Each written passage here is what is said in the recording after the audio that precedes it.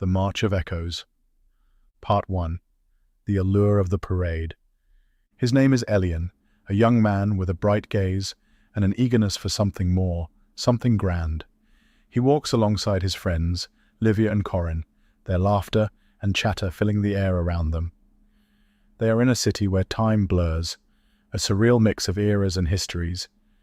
The distant sound of drums and fanfare draws them. Elian feels a pull, a curiosity that beckons him forward. His friends share excited glances, speculating about the source of the music. "Do you hear that?" Livia asks, her eyes sparkling. "It sounds like a celebration." Corin nods enthusiastically. "Let's check it out." As they approach, the parade reveals itself in full spectacle. Figures cloaked in shadows lead the procession, their presence both alluring and intimidating. Elian feels a shiver run down his spine, a mix of excitement and an unplaceable unease. Livia's voice breaks through his thoughts. "Isn't this amazing, Elian?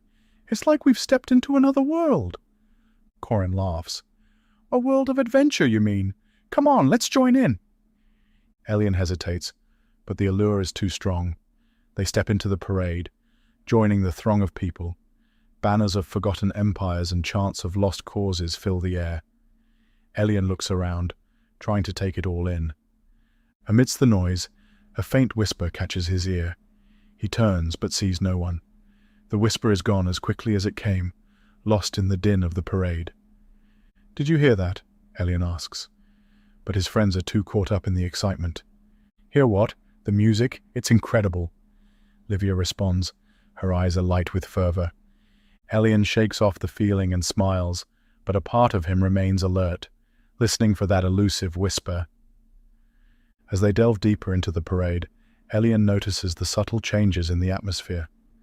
The joyous celebration begins to take on a darker tone. Still, his friends do not seem to notice. Their faces alight with the thrill of the spectacle. Again, a whisper, more distinct this time. "Remember," it says, trailing off into silence. Elian looks around, but there's no one there. He glances at Livia and Corin, but they're laughing, absorbed in the parade's allure.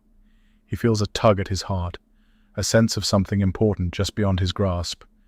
The parade moves on, a river of ideologies and histories flowing through the surreal city. Elian walks with it, his mind a whirl of thoughts and half-heard whispers, the echoes of the past calling out to him, barely noticed in the present tumult. Part 2. The seductive parade deepens. The parade winds through the city, the landscape morphing around them. Elian feels the cobblestones under his feet give way to smooth, futuristic surfaces, then back to dirt paths, as if time itself is undulating beneath them.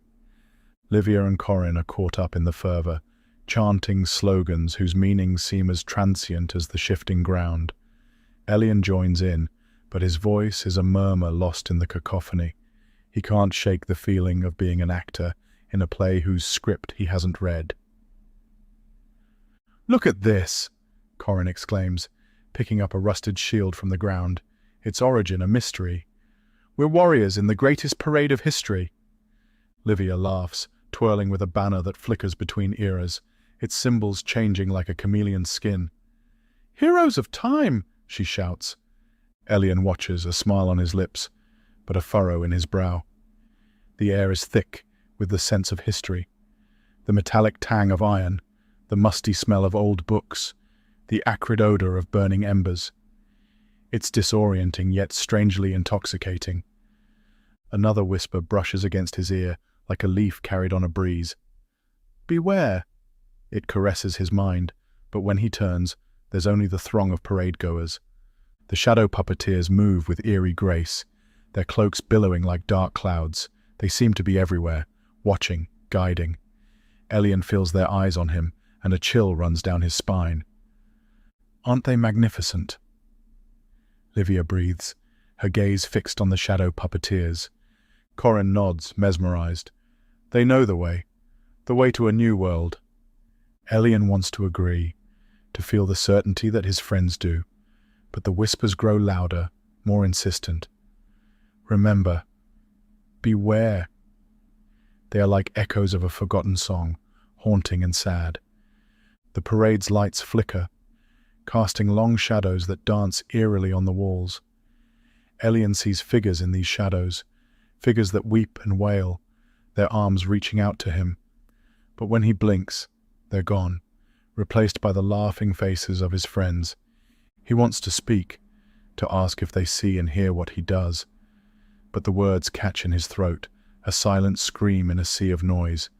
The parade marches on, and Elian with it, his heart a drumbeat of confusion and fear, drowned out by the rhythm of history's relentless march. Part 3. Whispers of the Past, the Echoing Voices. The parade twists into an older part of the city, where the air turns thick with the weight of history. The buildings here are ancient, their stones whispering tales of ages past. Elian feels a chill, a sense of time pressing in around him. Livia and Corin, still buoyed by the parade's energy, seem oblivious to the change. They dance ahead, laughing, absorbed in the revelry. "This is incredible," Livia shouts over the noise. "It's like we're walking through time itself." Corin echoes her excitement, his eyes bright. "Yeah, it's like a living history book." Elian tries to share their enthusiasm, but it's becoming harder. The whispers are no longer just whispers. They're voices, clear and sorrowful. "Remember us?" they plead, a refrain lost on everyone but Elian. He looks around, hoping to spot the source of these voices. Between the shifting forms of parade-goers, he sees them, the echoing voices. They are like shadows, flickering in and out of existence, their faces etched with pain and wisdom. The scents of the city intensify, the mustiness of old stone, the sharpness of rust, and the faint, unsettling smell of decay. It's as if the parade is moving not just through space, but through time, stirring up the aromas of the past. Livia and Corin are ahead, caught up in a group, waving banners. They don't see the fleeting glimpses of history that Elian does. They don't see the soldier who appears beside them, young and scared, or the weeping woman in period dress. These visions flicker around Elian, glimpses of lives long gone. "Isn't this fun, Elian?" Livia calls back to him, her face alight with joy. Elian nods, but his heart is heavy. The ghosts of the past are all around him, their stories hovering on the edge of his consciousness. The parade moves forward, a vibrant stream flowing through the heart of the city. Elian is carried with it, his feet marching in rhythm with the others. But inside, he is still, listening to the voices that no one else can hear. In this sea of noise and color, Elian's silence is his own form of resistance, a quiet acknowledgement of the past that refuses to be forgotten. He walks on, part of the parade, yet apart from it, his mind haunted by echoes that refuse to be silenced. Part 4. The Mirror of Revelation. The parade, a river of colors and sounds, flows into a grand plaza, the heart of the Surreal city. Here stands a mirror, tall and imposing, its surface shimmering with an otherworldly light.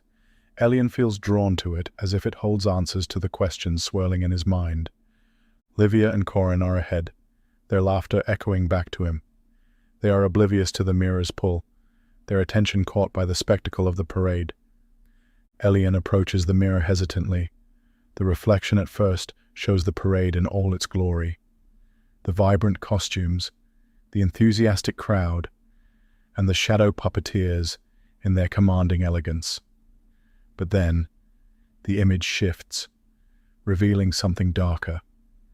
Scenes of past horrors unfold in the mirror.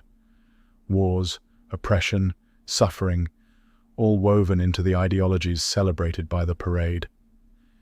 Elian watches, transfixed, as the history he's been hearing whispers of is laid bare in stark, unyielding clarity. In the mirror he sees himself, not as a joyous participant in the parade, but as a small part of a much larger, more tragic story.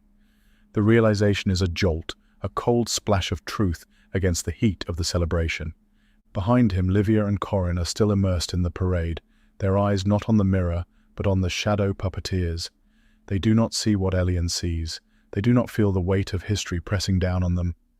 The voices, the echoing voices, grow louder around Elian.